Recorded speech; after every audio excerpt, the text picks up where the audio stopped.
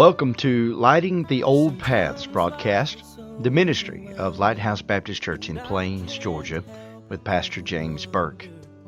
We're glad you've joined us today and trust that this time in God's Word will be a help and a blessing to you. 2 Samuel chapter 9. David is now king. He is trying to do right by his best friend, which is Jonathan. And he asks Saul and Jonathan's servant, Ziba or Zeba, however you want to pronounce it, in verse number 3, "Is there not yet any of the house of Saul that I may show the kindness of God unto him?" And Ziba said unto the king, "Jonathan hath yet a son, which is lame on his feet."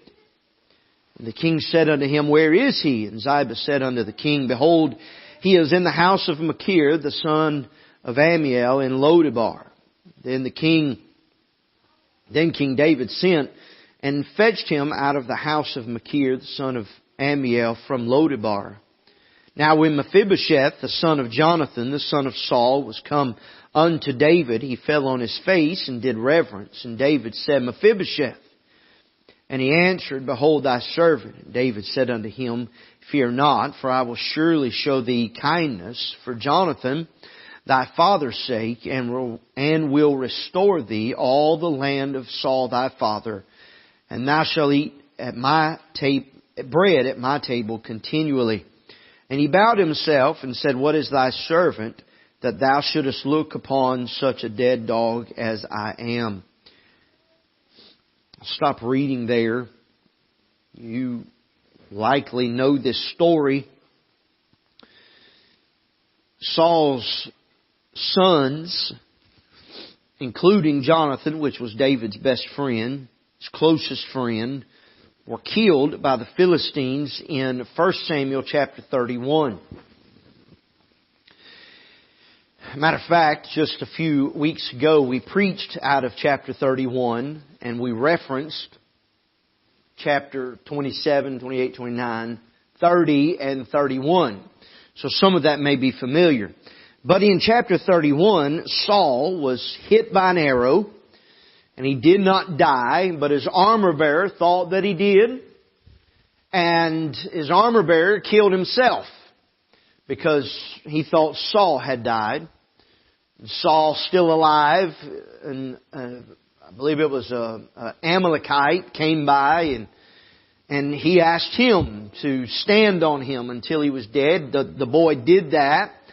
Saul finally died. The Philistines came by and cut off his head, took his body and took Jonathan's body, and they hung them on the wall, I believe in Jabesh Gilead, and he was disgraced. He died disgraced.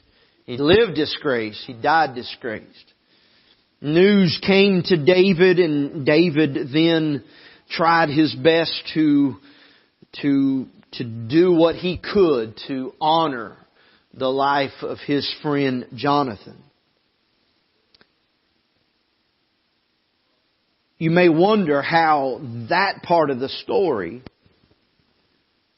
can in any way, shape, or form tie into what I mentioned a few moments ago about remembering what God has done for us. Well, how it ties in is, I just told you what happened in chapter 31. But what happened in chapter 29 is that David was sent home from the war that would have had him fighting alongside the Philistines that was fighting with Saul and Jonathan. And if you remember back a few weeks ago, I told you about that sovereign hand of God. How that God knew and God postponed David. Maybe postpone is not the right word, but God's hand allowed David to go home to Ziklag. And though he faced trouble at Ziklag, Though he had to fight the Amalekites at Ziklag, he still was spared fighting this battle with the Philistines. In chapter 29, God spares David. In fact, in chapter 29 and chapter 30 and 31, there are landmarks. You see Ziklag, and then Saul is in Mount Gilboa, and they are over 100 miles apart. Mount Gilboa is in the top of the country. Ziklag is in the south of the country. And God designed it that they would be nowhere near one another when Saul and Jonathan were in battle, and they too together would be slain. Because He knew. I like this, because He promised in the early chapters of Genesis that there would be a seed, and that it would come from a specific line. And it would come through David.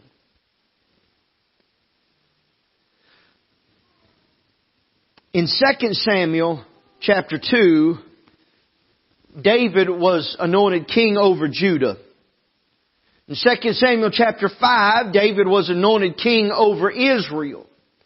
And so now the two kingdoms that had been separated for many years had now been united under one king.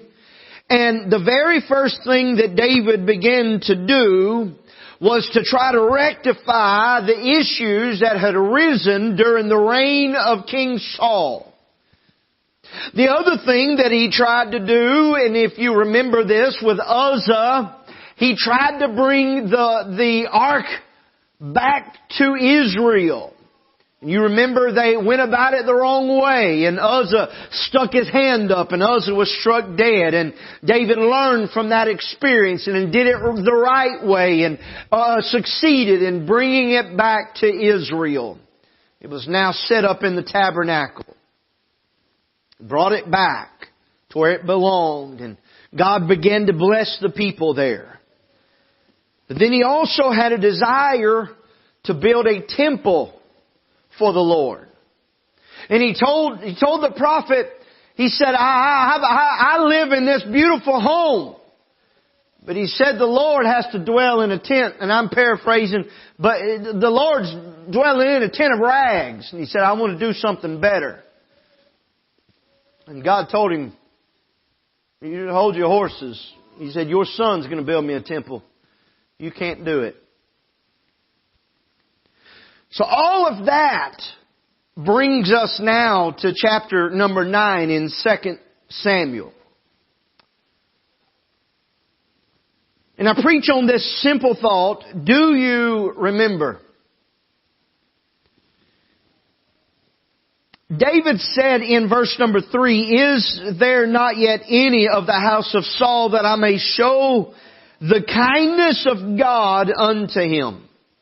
Saul is dead. Jonathan is dead. He has every right as the king to kill everyone in the lineage of Saul, the lineage of Jonathan. But instead of doing that, he decides to do something different. He decides to show the kindness of God. My first point is this. Do you remember, and I know this will not be proper English and it drives me crazy, but I don't like the way it sounds properly. So just bear with me. Do you remember what God kept you from? We talked just a little while ago about there's never been liquor, there's never been alcohol that has touched my lips. I've never had a needle with drugs in it go into my veins. Now, I remember having a kidney stone one time and they gave me a shot of Dilaudid, and honey, I would take some of that in just a minute. Brother, listen, if you've ever had a kidney stone and they've ever given you Dilaudid, it is right. Now, I wouldn't take it just because of having it. But if you've ever been in enough pain and you've ever had a kidney stone, honey child, you would take it in a heartbeat. But as far as recreation, I've never had anything. I've never had drugs that have entered into my body. But do you remember what God has kept you from? God kept David from having to fight this gory battle between Israel and Judah and the Philistines. Can I tell you that God has kept me from drugs, from alcohol, from sex, and from violence? God's kept me from prison. I could go on and on and on, and you could too, about the places that God has kept you from.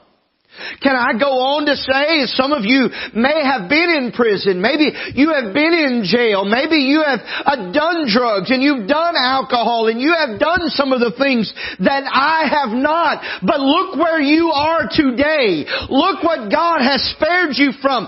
Maybe that needle was dirty and you should have some disease. Or maybe that alcohol was tainted and you should be dead. Maybe you should have been shanked in jail or in prison. Or maybe that fight, or maybe that alcohol should have led you to a wreck on the side of the road, wrapped around a tree somewhere. But God kept you from some things. And we ought to remember that this morning. I've said this several times, not just in this message, but I've said this, the very name Burke, the surname Burke, it has a kind of a different meaning, I guess, now, but early in several centuries ago, in England especially, it had a very negative connotation to be or to have been burked. That means that you had been strangled or you have been murdered and there was no evidence left behind. And so that the name Burke had a very negative connotation. If your name, they come from Ireland, and it had, of course, like most last names, had variations of the spelling and the pronunciations. But as you come through the ages, for many, many years, it had a negative connotation. And many of the people in my direct family, especially on my, well, of course it would be on my father's side. That's where I got my name. But just in my daddy's brothers, I could see some of that in them. I've told you I have a cousin that, as far as I know today, he is still in prison in Florida for murder. I have many cousins, many uncles that have, throughout the years, they have been drunkards, they have been drug addicts, they have been womanizers, they have done everything known to man that you can do.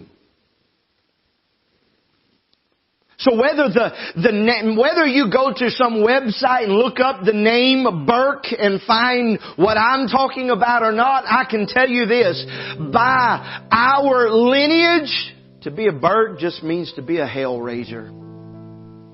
It is not to be anything important. It is to be less than. Thank you for listening to Lighting the Old Paths, the radio ministry of Lighthouse Baptist Church in Plains, Georgia, with Pastor James Burke. We trust today's message from God's Word has been a help and a blessing to you. We invite you to visit Lighthouse Baptist Church. Our service times are Sunday school at 10 a.m., and Sunday at 11 a.m. and 6 p.m., Wednesday at 6:30 p.m. For more information, visit www.lighthouseswga.com or write Lighthouse Baptist Church, 817 U.S. Highway 280 West, Plains, Georgia, 31780. You could also email pastor@lighthouseswga.com. God bless you. Until next time.